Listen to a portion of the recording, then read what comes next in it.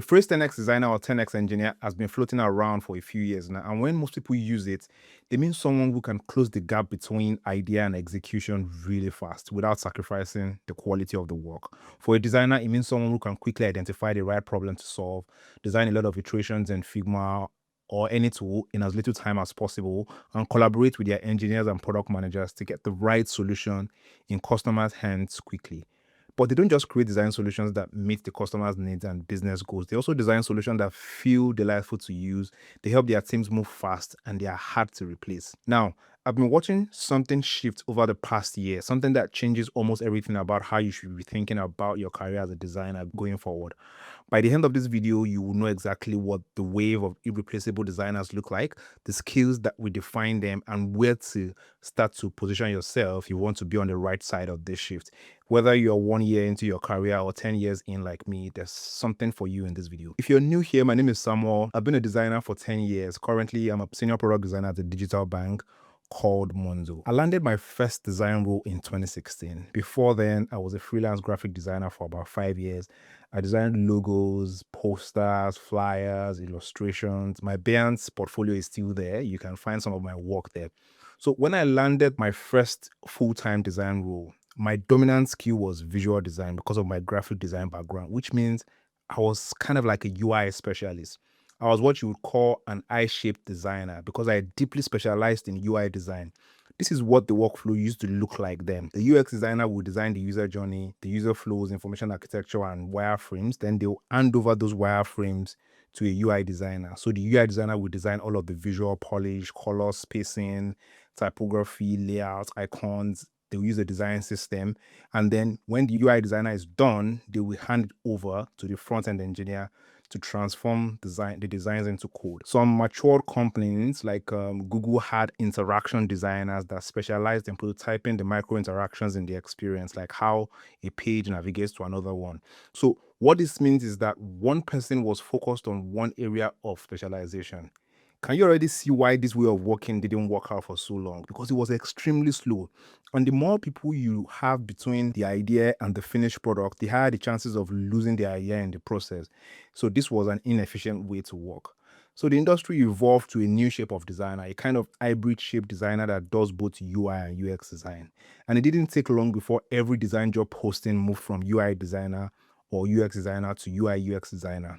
And companies like Google stuck to UX designer, and companies like Facebook, which is now Meta, and Airbnb called their roles product designer right from the get-go. All of this naming semantics was focused on one thing, and that's setting the expectation that this role is no longer a specialist role. It is now a hybrid role. And now, as I got more senior, the expectations of my role started to change. First, let me give some context. This was how I progressed between 2016 and 2021. I went from junior designer to senior designer to a lead designer and then a design manager. But then I was in Nigeria, so I was what you describe as a big fish in a small pond. So when I moved to the UK in 2021, I started working at Deliveroo. I became a small fish in a bigger pond. So I stepped down 2 roles, almost like I had to start my career afresh. So when I started climbing up the ladder again, I realized that I was spending less and less time in Figma. And I was spending more time talking to users, more time brainstorming with other teams like marketing. I was spending more time getting alignment with leaderships and running workshops with my team. And I realized that I started to evolve to a new shape of designer called a T-shaped designer. This means I'm becoming a specialist again, but in a different kind of way in maybe 1 or 2 key areas. And then I'm bringing some broader skill sets on top of my areas of specialization.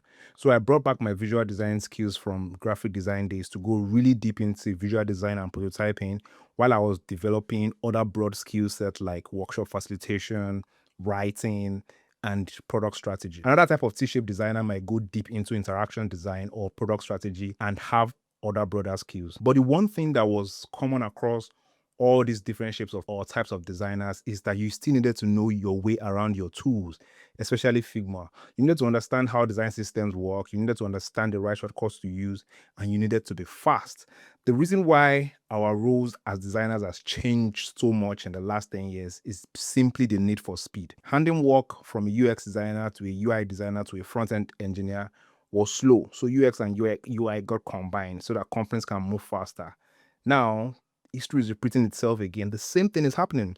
The same way tech companies realize that you don't need to hand off user flows to a UI designer to make it look beautiful. They're also realizing that a designer doesn't need to hand off a design to an engineer before it is shipped. But this is not happening in just one direction. Some companies are also not waiting on designers to spend days in Figma if a PM or an engineer can design and code using agents. And of course, the results are not going to be the same, but most companies don't even care about that much, because if they can move fast and validate an idea, they'll just go ahead. Now, take a look at the result of this survey showing the state of the job market in early 2026. Engineering and PM roles are up by 400%, and design roles are not really trending upwards like engineering and PM roles. Before 2024, there was more demand for designers. After 2024, there's been more demand for PMs. And guess what also happened after 2024? AI got better at coding, and PMs and engineers can now move faster than ever. But it seems that designers are not moving at the same pace. Now, the single biggest thing AI is doing to design is not completely replace designers. I think we are far from it if it ever happens. What is happening with AI is that AI is compressing the gap between idea and execution in a way that you couldn't think of 3 years ago. The main qualities that separated a top 1% or a 10x designer from other designers is speed. How fast can you join a new company and understand the problem space and start influencing the design and product decisions in that team? How fast can you turn around a landing page design for a client that hired you from Upwork while maintaining the quality of the design? The faster you can turn around the designs without sacrificing quality, the more clients appreciate your work and then refer you to other clients. Now, when you put AI in the equation, the speed of execution will no longer be the differentiator between designer A and designer B, because it's inevitable already. We'll design on the same canvas with AI agents. We'll interrupt the agents, take over the design to fix something, and have the agents continue. This is not happening yet, but this is the inevitable future of how we'll work as designers. Everyone will use AI and everyone will be able to move fast. And when everyone moves fast, what becomes more important is moving in the right direction. So if you've spent the last few years sharpening your Figma skills, getting faster at moving pixels around on Figma, memorizing shortcuts and mastering components and templates, I want you to really think about what your role means now, because the ground is shifting beneath you literally. The designers adapting fastest are not the ones that are doubling down on execution speed. They are doing something different. They are shifting from being executors to being orchestrators. And let me explain what I mean by that. An executor spends the majority of their time inside the tool. So even as a senior designer, you'd expect to spend maybe 50 to 60% of your time in Figma doing the actual work. And then the other 40% of your time is spent, managing stakeholders, talking to your users, convincing your PM why this is the right problem to solve. But the bulk of your time is spent heads down in Figma. And if you're a junior, you're probably spending 80% of your time in Figma. But an orchestrator works completely differently. Instead of spending most of your time inside the tools, you're directing agents that live inside the tools. You might have one agent that's really strong at writing. You might have one that knows how to code really well. You might have one that designs, and then your job is to give them the right context, direct them well, know when their output is actually good, and make sure the final results actually solve the problem you're going after. Don't be deceived that you're going to do less work. It's actually more work and a lot of context switching, but this looks like the reality of where we are headed. Now, this role of an orchestrator has actually always existed. Is what your manager work does. It's what the people in leadership actually do. So your manager is not the one that is in Figma executing every day and doing all of those designs, but they are fully accountable for what gets built. And they are the ones persuading leadership about why something should be built or what that thing should be and who should build it. And this is probably why the roles for PMs are surging. So what's changing now is that orchestration used to be a leadership role. It was something you grew into after years of execution. Now it's becoming the role that every designer will be expected to play, even as an individual contributor, even if you're a junior. So the hard skills that you've acquired over the years, like how fast you are in Figma, how well you navigate a design system, what shortcuts you've memorized, will become less and less relevant. And I know that's uncomfortable to hear because you've spent so much time, building these skills. But that's the hard reality. So if these design skills that we've spent years acquiring is becoming irrelevant, what are the relevant skills? So they are the soft skills that your manager spent his or her time developing while you've been focused on being an individual contributor. These are the skills that gets them paid and makes them good orchestrators. And without these skills, most designers will struggle in the AI era, because these skills are also the hardest skills for AI to acquire. And that's where we have the most edge as humans. The first skill is storytelling. I know you've heard about it so many times that this may sound like a repetition already, but now more than ever, it is so important to know how to tell a story. Every designer who wants to step into a senior role needs to be able to tell a story about why they made decisions that they made, about why a particular problem is worth solving, and about what success actually looks like for the people that are using the product. The need to tell stories shows up in your portfolio, your case studies, in design critiques, in stakeholder presentation, and in every job interview you ever do. But so many designers don't consciously craft a story when they find themselves in scenarios where they need to convince others. Now, storytelling matters even more, and in a direction that may sound kind of surprising to you, because you're not only going to be telling stories to your manager or your team or your client, you're going to be telling stories to the agents that you're orchestrating as well, because the quality of the context that you give an AI directly shapes the quality of what it's going to produce. So you need to be able to clearly describe why you're asking your agent to do what you're asking it to do. And sometimes you may even get better result by telling it what is at stake or the emotional outcome that you're designing for. For example, you will get a different output if you ask an agent to create something that makes people feel happy, and if you tell it to create something that makes people feel sad. Fine, it might be some kind of, some kind of algorithm or some kind of pattern matching, but it can definitely create something that evokes some kind of emotion in somebody else. Now, the second skill is judgment. Judgment is closely related to what so many people call taste. When an agent presents you with 4 design directions, or 3 ways to frame a problem, or 2 different approaches for a user flow, your judgment is what tells you which one is actually right, not just which one looks better on the surface, which one actually moves the needle for the person that is going to be using it, which one helps the business meet its goals. Again, if you think about your manager, one of the main reasons why they get paid is their judgment. When they hired you, they made a judgment on your skill as a designer and your character as a person. This is why you were hired, and this is how they get paid.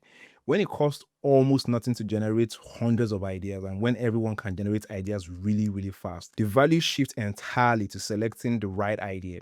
And the quality of your judgment is what helps you select the right idea. It becomes what you get paid for. So the question then becomes, how do you develop judgment? I'll get to that in a moment, but before I do, let's talk about skill number 3, which is high agency.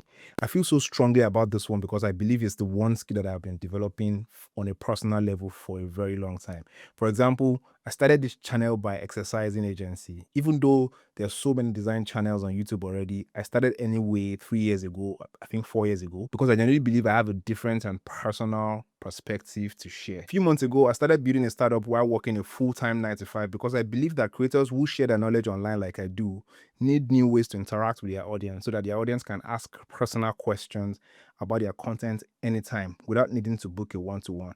So I started building a digital twin for creators. Now, the product is live, and in fact, you can ask my digital twin any personal questions you have about this video by using the link in the description. A few years ago, I would have talked myself out of that idea because I would have listed out all the reasons why I can't do it. High agency is simply your ability to act on what you believe is right without waiting for anyone's permission. It's recognizing that the bottlenecks that used to slow you down, like needing an engineer to build an idea you want to explore, or needing a researcher to frame your survey questions, or needing a data analyst to help you pull the numbers, these bottlenecks don't have to stop you anymore. Before, you might have had a genuinely great idea and then waited weeks for engineering capacity to help you build it so that you can validate the idea. Now, you can get yourself a testable prototype in a day. And the designers who understand this right now and the ones that are acting on it are the ones that are moving really fast in the right direction. I'm not saying you don't need your teammates that you work with. I'm not saying you don't need engineers. I'm not saying you don't need researchers or data analysts. These people are still very valuable to you. But you can now get yourself from 0 to 1, and the people you collaborate with as a team can get you from 1 to 100. And that simple mindset is what changes everything about how you operate in this era. The first one is more than a skill. It's a way of thinking that ensures you never run out of great ideas with or without AI. You need to train your mind to create new ideas, new interaction patterns, and new ways of making an experience feel joyful and effortless. And how do you actually develop this way of thinking? It starts with developing tastes, and taste is built by deliberately and consciously creating and collecting things that you think look good, things that look good to you, things that make you feel something, and making sure that you have a place where you save these things so that you can go back and learn from them to understand, why does this thing look good? Why did it move me? Why does it work like this? And it's also important to create things that are outside your field. Don't just collect landing pages and screenshots of apps that you like. Go outside and study buildings, study typography, study prints, study arts, because you never know what may spark your next best idea. Now, you might be thinking, but it takes years to develop all of these skills. Yeah, that's true. And if you've been designing for 7 or 8 years, you've probably been picking up these skills without even realizing it. But what if you're just starting your career? What if you're fresh out of university, still looking for your first job, or a junior designer trying to figure out what to actually focus on right now? What skill should you focus on? I'll be honest with you, I don't have a definitive answer because nobody actually does. Everybody is figuring out things in real time. This is genuinely new territory for everyone. But if I had to tell you one skill to start with, just one right now today, it's I agency. So pick something you've always wanted to do, pick something you've always wanted to build and something that matters to you personally and just start. Don't wait until you have all of the right tools or the right moment. Use what you have right now and start going. Because when you exercise I agency, everything else starts to fall in place. Because when you're moving fast and trying to build something on your own, you figure out how to talk about it, why it matters, why you're doing it. And that's how you develop your storytelling skills. While you're building, you have to make small and big decisions along the way about what's good and what isn't.